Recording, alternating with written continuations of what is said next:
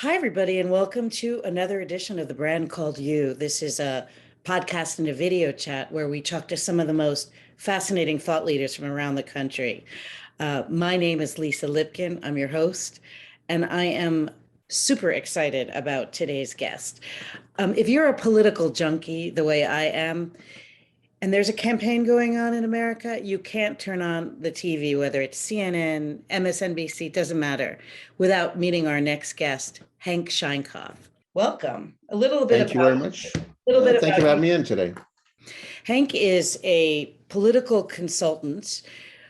He runs Sheinkopf Communications, and he has run over 700 campaigns in over 4 continents, including some pretty exciting people that he's worked with, such as the former president Bill Clinton on his reelection campaign. He worked for Mike Bloomberg, who was a mayor of New York City, well known. He's worked for the former president of the Dominican Republic, Leonardo Fernandez. And Hank, I'm super excited to have you here. Welcome. It's a pleasure. Thank you. I never think of it as being honorable to meet me at all, but I'm grateful you do. Well, so I want to actually start in a way with the end of a certain type of career that you forged for yourself. And it's based on something rather haunting that you said to me. You said to me that moving forward, you don't think you want to work with any candidates anymore on any campaigns. It sent chills down my spine, and I was wondering if you could articulate that for our audience, explain why you're suddenly disillusioned and cynical, perhaps, and changing direction. There's too many people involved in this. You know, when I started and when I was solidly in the second generation of political consultants at the front end of it, actually, that reveals my age somewhat, but we thought of ourselves as clarence of democracy, and in partnerships, when I had business partners, we thought of ourselves as warriors. That's not the case anymore. This has become, like all things, an industry. Corporate companies in this business are now taking over. This was once a kind of like a home industry of people who just did it, and now it's become something else. So the consultants are terrible humans, and they're not really interested in ideological issues. They only pick them for convenience. I mean, there's one firm in the United States, Global Strategist, that calls itself a democratic firm, but worked with Amazon to bust the union when they were organizing. When the union was organizing Amazon, has worked for hedge funds. Just got an influx of cash from an multinational corporation, so they could work in Dubai and other places around the world. I mean, it's just, there's no real romance anymore, and there's no real fight anymore. And I was a romantic fighter, so that's over. That's over. The whole thing's over. So you were a romantic fighter. And I suppose what you're suggesting is that the ideology, the passion that candidates had for new ideas has in some ways taken a backseat to politics and power and money. And what's also happened is that that there's nothing wrong with it. I mean, it's the nature of things, but an ideology is fine, but you can respect somebody who kind of works for people on the right if they really believe it. What we have is people that don't believe in anything. This is simply about positioning, and it's about money. And there's nothing wrong with making a buck. I mean, look, I'm grateful to the business. It gave me tremendous opportunity. It gave me some minor celebrity. I get to write and think, and I got to write great ads, and I get to think about things, and I got to direct campaigns. You know, it's just very different than it is today. I'm working on a lot of independent expenditure activities, which are different. Now, I know you also worked in Europe and abroad, where there really are quite a different set of campaign finance controls there. And doesn't it make a huge difference in how people run campaigns and monetize them if there are campaign finance laws that regulate that? It does have a lot to do with it. The United States, and I suspect in other countries that are leaning to be much more authoritarian, has a problem. The problem is campaign finance reform, which would be required to protect democracy. The influx of unregulated money special interests that to control the discourse simply because they have economic interests involved is significant and is undermining democracy. The founders of the American Republic understood this very well, and they worried about factionalism. The new factionalism is about corporations that seek to control outcomes of elections, and that is not what the founders had in mind. So is the course of things too late to turn? I mean, can we turn the tide? Or do you pretend worse and then even worse beyond that in America? The Supreme Court decision in the United States, which has been a model for many things around the world, Citizens United allowed the inflow of what we call dark money or dirty money. Dark money is better. It's not dirty money. Yeah, money is money, but dark money into political campaigns in an unregulated fashion under the guise of freedom of speech. So it's not likely the trend will be changed. Not likely at all. And so therefore you have to put your talents where you can still make a difference in a profound way. Oh, you have to try anyway. I mean, I'm a cause sucker. I've worked in places where I thought the stakes were high. I guess if I could have made a lot more money, but I enjoyed what I was doing. I think some of the things that I was involved with over the years have meaning. There's no book in them. I mean, people say, "Oh, Hank, write a book." Who's going to read this junk? But I do think that I worked a lot in the deep South of the United States. I think the fights there against the insurance industry, for example, on behalf of people who wanted to have trials as opposed to arbitrations, or who wanted to, take on corporations, was not insignificant. Fighting, working for teachers' organizations in Alabama, the Alabama Education Association, for example, to ensure that education dollars were appropriately spent, or for Alabama trial lawyers to stop the corporations from stealing money from people or refusing to pay claims. I worked throughout the Deep South, and I think that those experiences were very important, very, very important for me. So how did a nice Jewish guy from the Bronx suddenly find himself in Alabama? Well, you got to get on an airplane. It's the first thing. In those years, the business was different. And the guy who really revolutionized it in many ways was Dick Morris, who was a great influence on me. And he would just get on airplanes and he'd go to places and he'd pick up the phone, he'd call somebody and say, "Oh, I'm just happen to be in Lafayette, Louisiana tomorrow," which is kind of ridiculous. He lived in Manhattan. But he'd get on a plane, he'd go there and he'd sell a campaign. And he changed American politics and changed international politics in the process. And so I followed his lead and I just got on airplanes and I went but the Alabama story is great. It's a great story.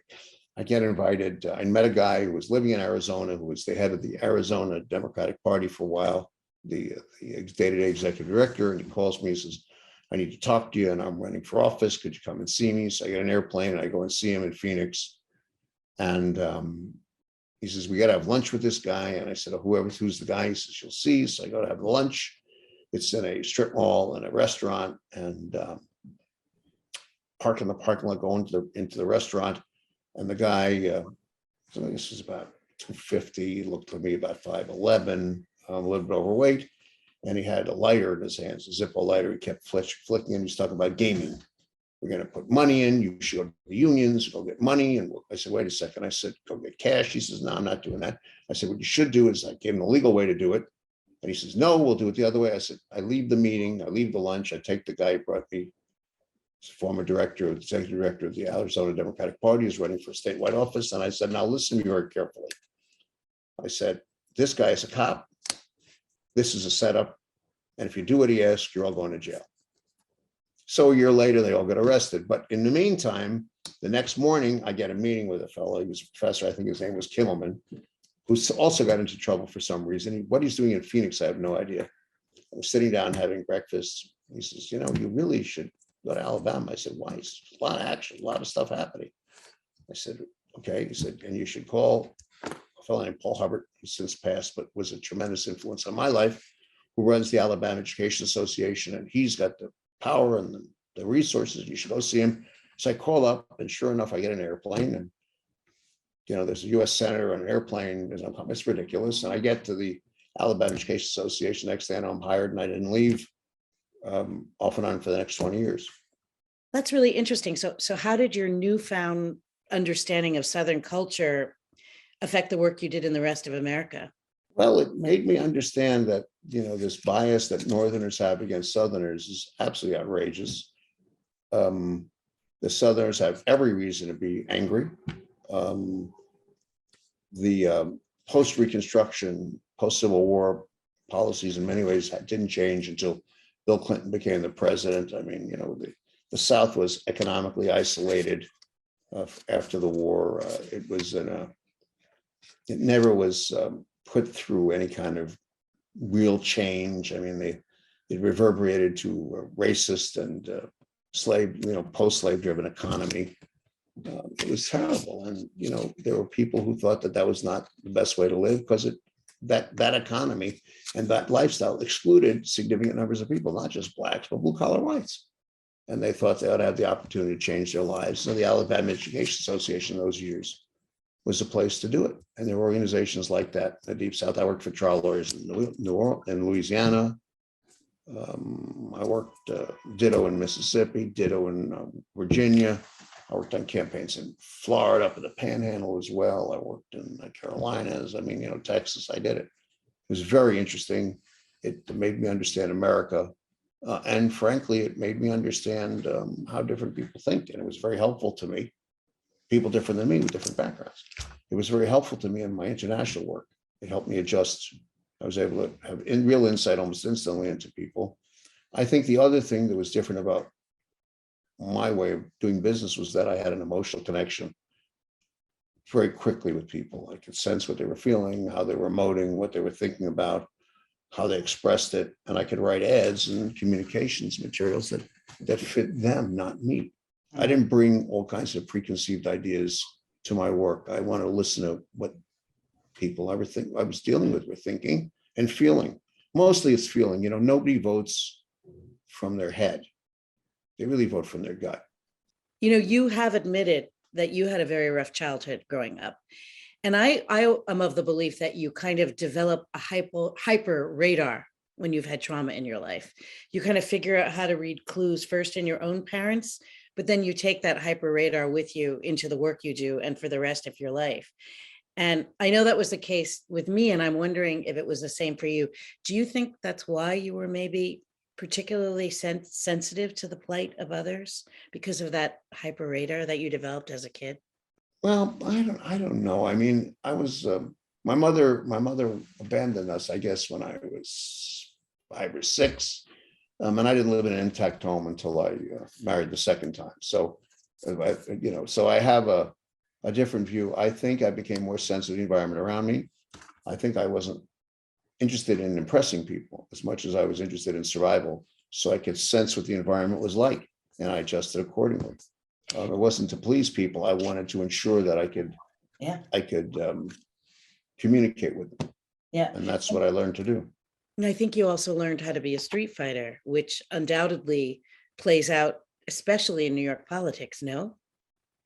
Now, it plays out every place. I have to tell you that New York politics thinks, I mean, I've worked a lot in New York, and I didn't work here for 20 years in New York, but New York people think that they're really tough. But the truth is the campaigns in the South are much tougher.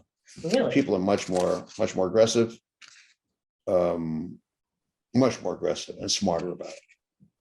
New Yorkers just, they talk a lot and they think they're brighter, but they're not. I mean, one of the more fascinating things about your resume is that you studied to be a rabbi. And I'm actually really curious how that particular study, whether it was the Talmud or reading the great Bible stories, how did you bring that discipline to your work as a political consultant? More discipline, more logic in some ways, less logic in others. The business of doing what I do is really about manipulating emotion or getting people. It's a ridiculous idea when you think about this for a second. This is based upon the idea that somehow you can get a very diverse group of people to do the same thing on the same day at the same time, which is kind of like asking, cows to move along in different groupings. It's asking cats to be together. I mean, it's absurd and idiotic when you think about it. So how does being disciplined in your thinking help you do that? Well, it creates a message, very clear. You have to think it through. that gets people to do that which is absolutely pathological. Show up at the same place, same time, same day, do the same thing, and get them to do what you want them to do when they get there. I mean, And it's arduous enough. and that's the discipline of studying. Sure, around. absolutely. It's the discipline of studying and, and learning and understanding law. Because a lot of what in rabbinics, and I think also in other religions, what people learn is basic law of that religion, or how they're supposed to behave and what is the rationale for it. It's not just dictum. Yeah. It's why you do it, under what circumstances, and what the basis is for it. I'm a bit of an amateur theologian myself, and I found that reading Bible stories really helped me understand human nature and particularly political candidates. For example, I always saw Donald Trump as a pharaoh, like a classic pharaoh in an Egyptian Bible story, surrounded by his family, ruthless. His behavior seemed to me mimicked in the Bible repeatedly. And I don't know if you ever saw any of the candidates you worked with as biblical figures as well. I saw some of them as extraordinarily good people. Some of them who, you often do your best work in losing campaigns, truthfully, if you're engaged with the clients at all. What does that mean? Candidate. Well, if you feel strongly about it, and you're got an underdog, you're going to work harder. If you care about the underdog, if you're not just in it for the cash, because you can always get, if you're any competent at all. Today, there's a campaign a minute. There's people who make a living in the United States doing campaigns for to require whiskey to be sold by the glass in some places, in some counties, in rural areas. I mean, make good buck doing that. There are people who make their money in California working on bond issues, because you can't fund a school. You can't get a school tax unless you get 66 2/3% of the electorate to agree to it within a school board area. People make their living on propositions, non-candidate campaigns. There's all kinds of stuff. So, that teaches you to personalize the event. You've got to kind of make people want to turn out, or maybe you don't. The experience of studying is one of discipline. It disciplines message. It makes you understand that people respond to clear arguments, that if it's muddy, they won't pay attention, that there's all kinds of ways to explain things. Bible stories, which I didn't learn a lot of. I mean, if you look at Joshua, for example, the beginning of the really, people would say the sixth book of the Torah, and the sixth book of Moses, really, after Moses' death. But that's about discipline and renewal and organization, and a little bit of what's a good word? Not rigidity, but absolute belief. It's pretty extraordinary. It's very interesting, but in a way I do similar work. I'm a story strategist, and it's my job to help people use storytelling to make a compelling argument. And I find myself increasingly reaching for the neuroscience, which is pretty ample these days, the neuroscience of why we believe a lie, the neuroscience of how to get people engaged. And when I think about that now, this belief in the big lie that the election was stolen, for example, has to be more than just a cultural argument. I mean, this is clearly tapping into something that's in our primitive brain beyond our control. And I wonder whether you started to work as well with the neuroscience of the brain, thinking about how to manipulate it from a neuroscience perspective. Away from my religious training, I have a PhD in political science. And I spend a lot of time reading, and I do teach. I mean, I think I'm finished teaching now for the rest of until the end, as we say. I mean, I've taught graduate students for years. I'm reading a lot about authoritarianism. I think people to read include Professor Timothy Snyder, and I think Ann Applebaum, who writes for the Washington Post, has written extensively. Her book on the Ukraine and the famine is very important. It tells you about authoritarian systems, about their extreme behavior, and how they function. And Snyder's book on tyranny, which is a small book, is really important to read, because we learn from these scholars. And Ruth Ben Gilad, I think is her name. I just read her as well. I think what we learn from these scholars is how truth and its death allows authoritarianism to function. part of the great lie about the American election of 2020 is that somehow democracy failed. And that is a dangerous, dangerous idea. Democracy failing results in people like Orban in Hungary. But is it democracy failing, or is it, as I mentioned, something that's tapping into something much more primitive, a very primitive survival mode in our brains that's beyond democracy? You're right. I mean, I would extend, you're exactly correct. And I would extend the argument this way, that the American response is one of paranoia to a changing environment. How so? The United States is demographically shifting very rapidly. I talked about this a long time ago. Is becoming much less, most of the people in the United States today cannot trace their roots to Europe, which is a new phenomenon. They can now trace their roots to Africa and Asia and Latin America and the Caribbean, not to Europe. Right. So their whole perspective is different. And that is going to change American foreign policy. It's going to change the American outlook. It's going to change America's view of the world in every way, shape, and form. And it's going to inform us in different ways. So are you saying that the only possible winning campaign is one that addresses a fear of change these days?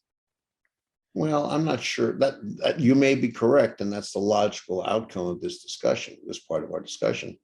I would argue that the winning campaign is one that seeks to restore values that are about humanness, because what happened in the whole discussion of ridiculous discussion and the falsehoods, denial of the outcomes of the 2020 election, is that people who are aggrieved are looking for fairness. They're aggrieved because the America that they knew is no longer existing. And they're acting in a way that allows them to vent that concern, that anger and anxiety. And what are they doing? They're clinging to the hopes of a man who also agrees with them. He's going to make America great again, but not the America that exists, the America that they think should exist. And by doing the fantasy America really existed, to be honest. It never existed. Well, it hasn't existed. Think about the economic conditions.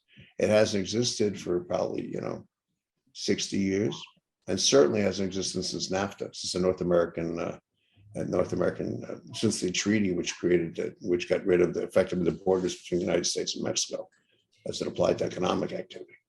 So, I'm the child of a Holocaust survivor. And so instead of fantasizing that Prince Charming was walking through my window the way most kids did, I pictured the Nazis coming through instead, So I obviously have a heightened sense of paranoia, but I do portend a kind of fascism coming to America.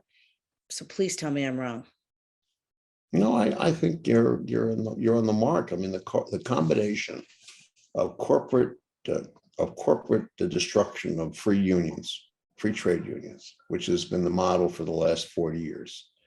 The political activity of corporations and a tax structure that does nothing but ensures the great economic divide.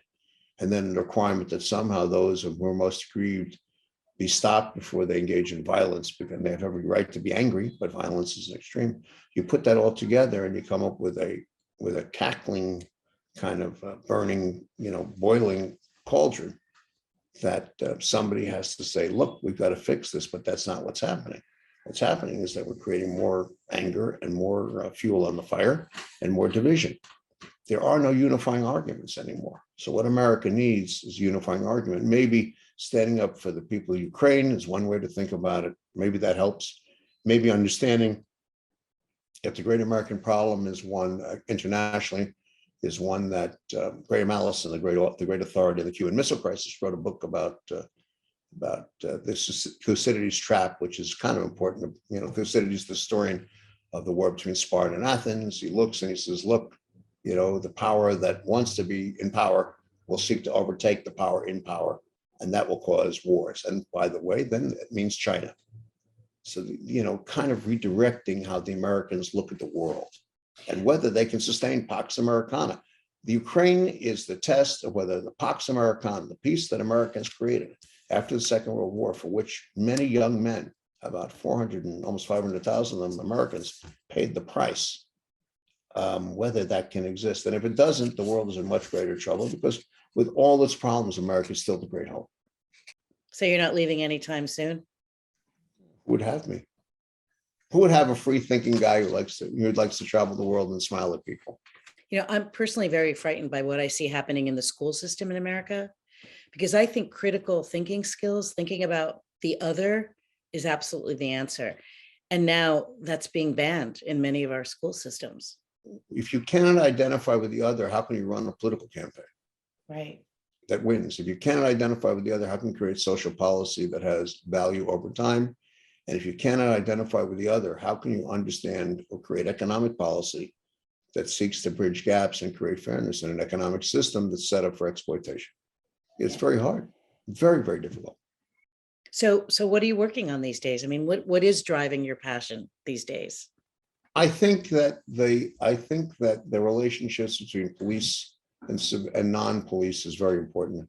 I think people fail to consider that fascism or authoritarian systems have largely come out of democratic process. People have elected these things. I mean, Hitler was put into power by a democratically elected legislature, the Reichstag. Absolutely. He promised Kerensky, Volkswagen, didn't he? Lenin came into power because he overthrew Kerensky, who was a democratic regime. Right. And on and on and on and on. You can look at regimes throughout the world. You see the same dynamic in action. So we have a responsibility to somehow create order out of chaos, but not allow those creating the order out of that chaos to be overpowering. The great American system is that the military and the police are entirely separate. What Donald Trump tried to do that memorable day in Washington was to get the army to intervene as a police force in demonstrations in Washington, D.C. And the army, in the great defense of democracy, said, no, we won't.